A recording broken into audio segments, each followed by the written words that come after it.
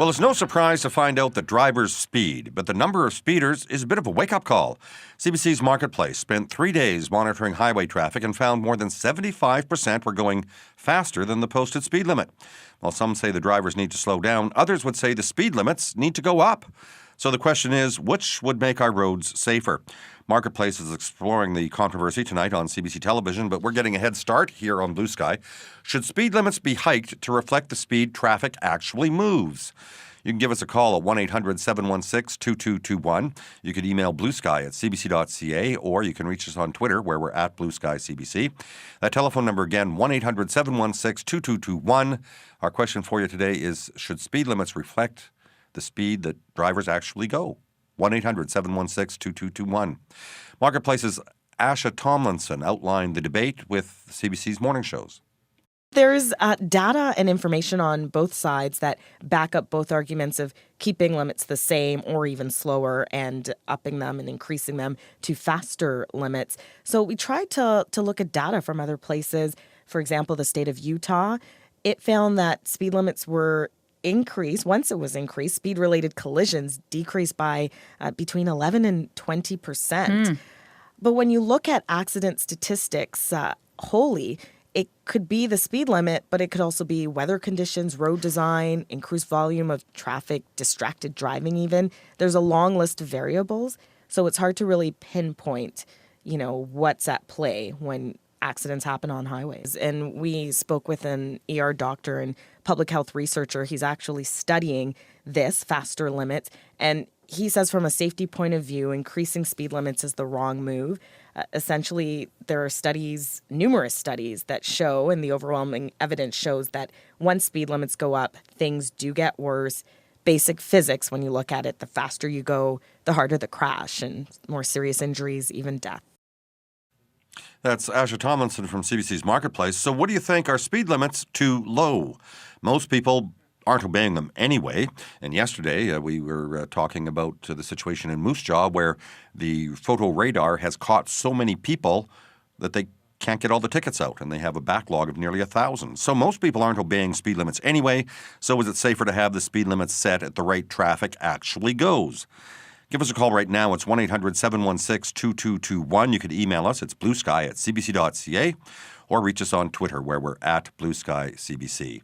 That telephone number again, 1-800-716-2221. Last year, British Columbia raised the speed limit on more than 1,000 kilometres of highway to 120 kilometres an hour. My guest thought it was about time. Chris Thompson's with a group called SENSE, Safety by Education, Not Speed Limit Enforcement in BC, and he's on the line now. Hi, Chris.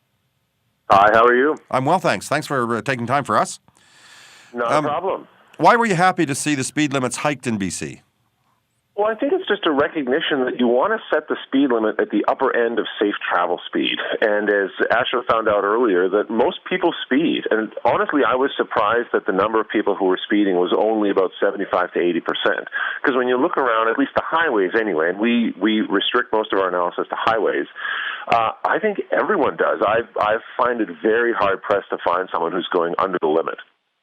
And what you find is when you set the speed limits at the upper end of safe travel speed, or at what the engineers call the 85th percentile, compliance goes way up. And the fundamental idea in a highway is that it's the safest when everyone is going in the same speed, or in the same direction and at the same speed. And what happens is, again, when you set the limits properly, there aren't people out there who are doing the speed limit out of fear. People naturally drive what they feel is a safe speed on a road given the conditions and the characteristics and design features of the road. And when you start setting the limits too low, then you start introducing something called speed variance, which is most people driving, let's say the limit's 110, most people driving 120, and the one person that's doing 110 that is doing the speed limit is now a hazard to everyone, whereas if they were just going and keeping up with traffic flow, then everyone would be safer. And that's what we're trying to do, is to get the speed limit set so that everyone is naturally going to drive at about the same speed. Now, in British Columbia, where the speed limits did go up, how do you think it's working out? I don't know the numbers off the top of my head. It's going to take a few years because there's going to be statistical variation on a year-over-year basis anyway. But everyone I've talked to said, hey, it's awesome. We like the limit being 120 instead of 110. And the funny thing is when you actually look at travel speeds, and I think this is where a lot of the disagreement comes in. You get for instance, in your snippet earlier from the documentary, they had the Utah published a study that said when they raised the speed limits, accidents dropped by 11%, and that's great. And then when you actually look, the EMTs and the doctors come in and say, "Wait a minute, that's wrong." Then I didn't hear a lot of scientific evidence to back that up. But what you find is people mix up the psychology of driving with the physics of driving, and the physics of driving is that higher speeds make higher velocities and more kinetic energy that you have to dissipate in an accident, which is true. But the psychology of driving is if you have a limit that says 110 or a limit that says 120, people still pretty much drive the same speed, which is the speed they were doing before. And that's been largely borne out around the world. And I think what we found in BC is that when the speed limits went up by 10 kilometers an hour, the average speeds changed maybe 1 or 2 kilometers at best. So what you get is lower speed variance and higher compliance and safer roads. All right, listeners, do you think speed limits are too low? Would hiking them actually make our highways safer? You can give us a call right now at 1-800-716-2221. You could email bluesky@cbc.ca or tweet us at blueskycbc. Our guest, Chris Thompson with Sense BC. Do you cruise along with the flow of traffic, or do you keep to the posted speed limit regardless of what everybody around you is doing? Give us a call right now, 1-800-716-2221. Neil is on the line in Saskatoon. Hi, Neil. Hi, folks. I took driver training way back in 1966, and my driver instructor told us, he says, you travel at the rate of speed of the traffic.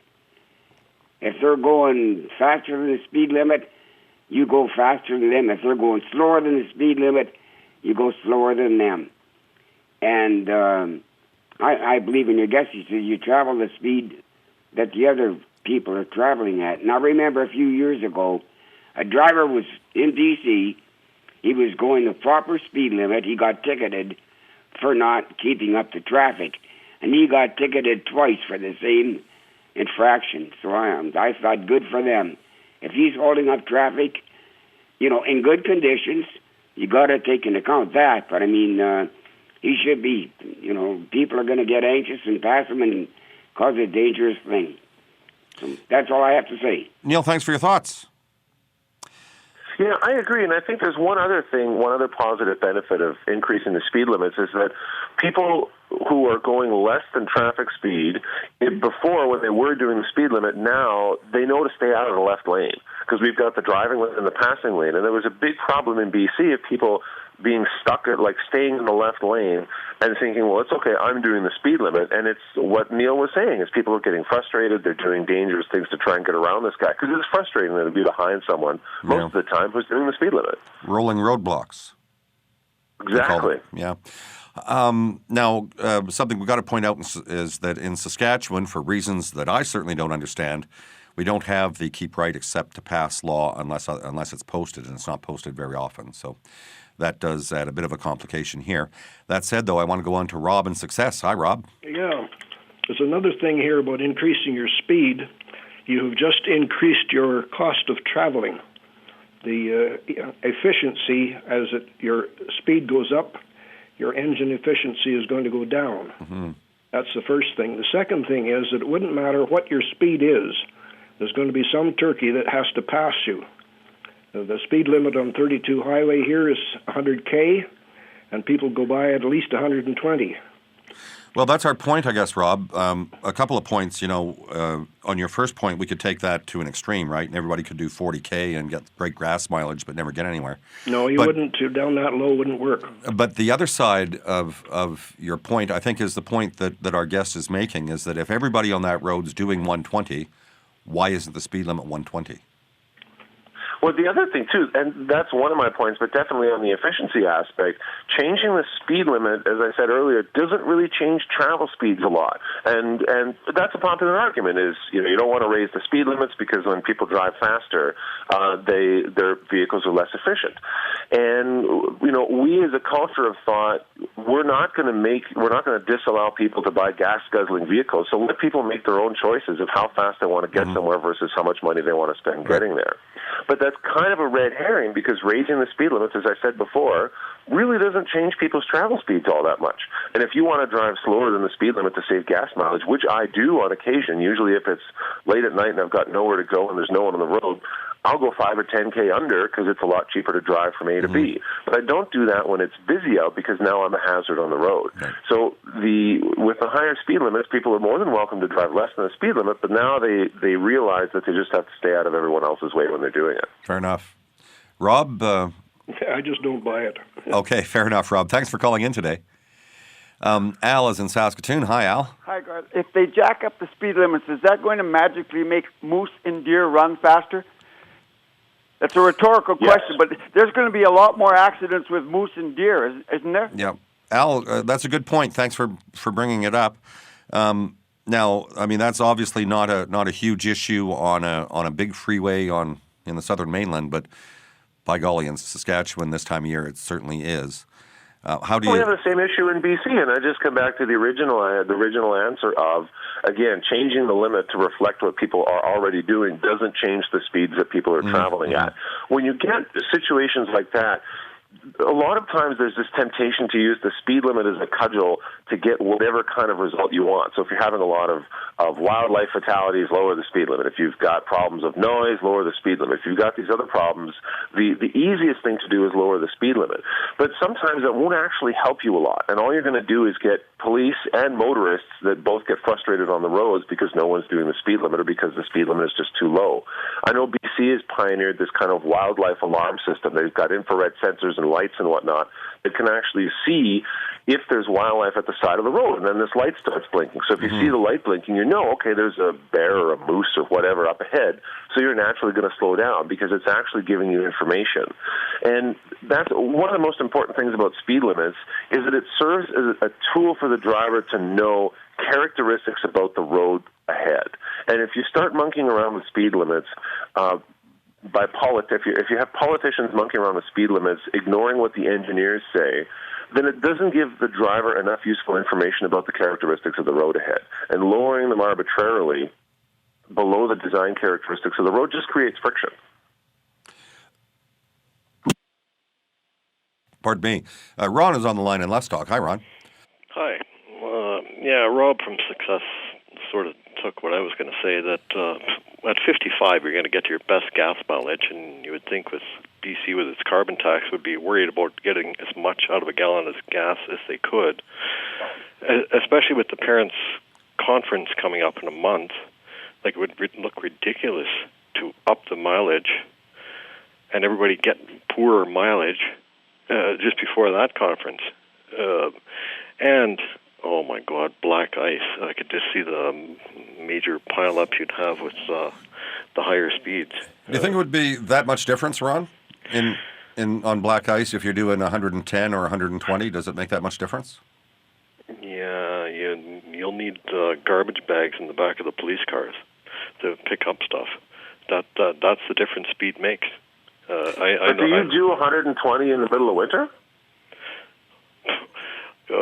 Sure, people do, because people do. Do you? Do I? Depends on conditions. Yeah. Depends on conditions. Exactly. I usually never go 100. But most people drive depending on conditions, and that's the issue. If it's blowing snow and it's minus 25 or whatever, I mean I haven't driven in the prairies a lot in the last while, but I'm not the guy out there doing 120. Most people drive safely, and the accident rates over time on a per million or per billion miles traveled basis has plummeted. It's gone from something like 20 in like the 1920s and 1930s to 5 in the 1960s to a half today. So driving is safer right now than it's ever been, and it's getting increasingly safer because of increases in tire technology, automotive technology, etc. And I think there's this tendency for people to kind of fish these once in a while situations out, like if you hit a patch of black ice, as an argument to keep the speed limits low for everyone the rest of the time. And if we use the black ice argument to lower the speed limit's going to be lower in the summer too. And it doesn't make sense to have the speed limit lower in the summer. So again, there's other engineering characteristics you can do. You can have variable speed limits. In the winter, the speed limits can be lower. You can have highway monitoring systems and that sort of thing. But what you want to look at is the psychology of driving, and what number do you write on the sign at the side of the road that's the safest for everyone. And again, when you come back to the fact that people don't really change their driving habits if you tinker with the speed limit, we have to look at other ways of making driving safer, and we have to pick that number on the side of the road that's the safest for everyone. And we are arguing, and so is the state of Utah and a bunch of other studies around the world have found, that a lot of the time, raising the speed limit can make the road safer. And that's what we're asking the politicians to do, is to listen to the engineers a lot of the times who say, pick this number X, whether it's 110 or 120. And if the politicians say, no, I want to do 100, well, that just doesn't make sense to us. Okay, I'm going to bring Dro into the conversation in Saskatoon. Hello. Hi. Going from the idea of the psychology of driving and then assuming that most people drive according to weather conditions, I would suggest why not we just put 2 speed limits, or variants of speed limits from 110 to 130 depending on weather conditions, and then post those signs, and that way we don't have to be stuck on one speed limit. We can vary the speed limit depending on weather conditions or, other various issues, construction, and so on. Yeah. That's something that's actually been tried a lot around the world, and I know BC is thinking about going to variable speed limits in certain places. And that was, as I was talking about earlier, these engineering solutions to psychological problems, is that things like that are costly and complex, and it takes a while to figure out how to do them properly. But I think if they're implemented properly, they could work. I mean, they have their own drawbacks. But again, it's just a matter of how do we make the roads the safest? And sometimes those work, and sometimes they don't, and it's just a matter of kind of trying the right mix of engineering solutions to see what makes the roads the safest. I want to share an email from Nick. Nick writes, increasing speed limits is the rational conclusion to decades of increased vehicle safety standards and higher road safety engineering standards. International average speed limits on major roadways are now 130 kilometers an hour. Please remember, cars are much safer and far more capable than ever before. Maybe we should require vehicles to be inspected more often for safety compliance so vehicles are safe. All right. Let's hear from Frank in Saskatoon. Hi, Frank. Hello. I think one thing we ought to consider is that as you increase the speed, your kinetic energy of your car goes up as the square of the velocity. So if you increase the speed 10%, then you get a 21% increase in kinetic energy, which means you have a much longer braking distance. Yeah. And if someone pulls out in front of you on a grid road or something, you won't be able to stop. Fair enough, Frank, but I guess, the counter to that, and just for sake of conversation, by that logic, then the speed limit should be 50K. Well, I think the speed actually was probably chosen at like 110 on braking distance and kinetic energy of the vehicle. And just changing that because you want to go a little faster, you have to consider the kinetic energy that you have. And also your accident would be much worse. Frank, I agree with what you're saying. What you're saying is true, but that doesn't necessarily give you any useful information about what the speed limit should be. Back when the speed limits were designed in the 60s, your braking distances were 2 or 3 times as much as they are now. So the question becomes, if you simply say driving faster means it takes longer to stop, that's absolutely true. And that's the physics part of the argument. But you have to look at the psychological part of the argument as well, is that if people drive too slow, they get bored. Their attention wanders. They aren't concentrating on the road. So you have to have this mix where people are driving fast enough that they feel comfortable driving and they don't want to have their attention veer to their cell phone or try and read a book or do something crazy. And you don't want them driving too fast so that they're overdriving their skills and the vehicle. So the speed limits are set at this optimal balance of you're driving fast enough to keep yourself occupied on the road and you're driving slow enough that you're doing it safely. Although, Chris, does there have to be you can apply that faster argument to say, okay, well, the limits are 100. There'd be 21% less kinetic energy if we're doing 90 and 80 and 70 and 60 and 50 and 40. So you have to pick a number somewhere. And saying that faster has more kinetic energy is true, but it doesn't help you get the safest number. Does there have to be some sort of quid pro quo, though, Chris? Mandatory driver training. I know in BC you have the keep right except to pass law. Do other traffic laws have to be enforced more diligently if the speed limits go up? Absolutely. And the main one that is the keep right except to pass. And simply because if you look at other countries that have much more stringent driver training, like Germany is the usual example that everyone parades because it makes the most sense. It's much, much more difficult to get a driver's license in Germany. But this cultural keep right except to pass is critical because they have highways with no speed limits. So you get someone tooling along in a Volkswagen at 120, and they get passed by a Corvette doing 200, and then the Corvette pulls over to the right lane, and the guy in the Ferrari rockets by at 250. And by and large, it works. Yeah. And so we are talking about, or at least today anyway, I've been mostly talking about highway speed limits, because highways are the roads that are designed to get us from A to B quickly, safely, and efficiently. And there aren't a lot of issues on the highways. There aren't really that many pedestrians. I know in Saskatchewan it's a little bit of a different story because you guys have at grade, there aren't a lot of controlled access freeways in Saskatchewan, but you don't have school zones, you don't have a lot of pedestrians, you don't have a lot of the stop signs or yields or anything like that. So realistically, highway driving is the safest driving on a per mile driven basis. So what we really need to instill is kind of a culture of collaboration, at least in BC anyway, that the highways are for everyone.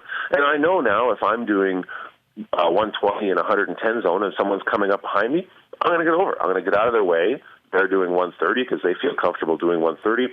More power to them. And then everyone knows their own particular place. And if you have the speed limit set properly, everyone kind of knows their spot on the road depending on how fast they're going. Okay, I want to those are the two. You're right. The keep right except pass. Sorry, go ahead. I'm going to get a couple more callers in before we have to run, starting with Peter in Regina. Hi, Peter. Hi, Garth. Couple quick points. I'm of the age that I believe was the late 60s, early 70s on our highways on the Trans-Canada. There used to be a variable speed limit. Day and night? 65 during the day and 60 at night. Yeah. And it seems to work just fine. One thing I want to talk about is the safety in the vehicles at that speed. Perhaps your guest can correct me if I'm wrong, but last figure I seen a few years ago, the airbags and safety restraints are good up to a point of, I believe it was at that time, 100 or 105 kilometers an hour. You're fairly comfortable being in an accident that your airbags will save you. 130, 140, I don't know that would be the case. Okay, Peter, thanks for your thoughts. Chris, I can give you about 30 seconds to wrap that up.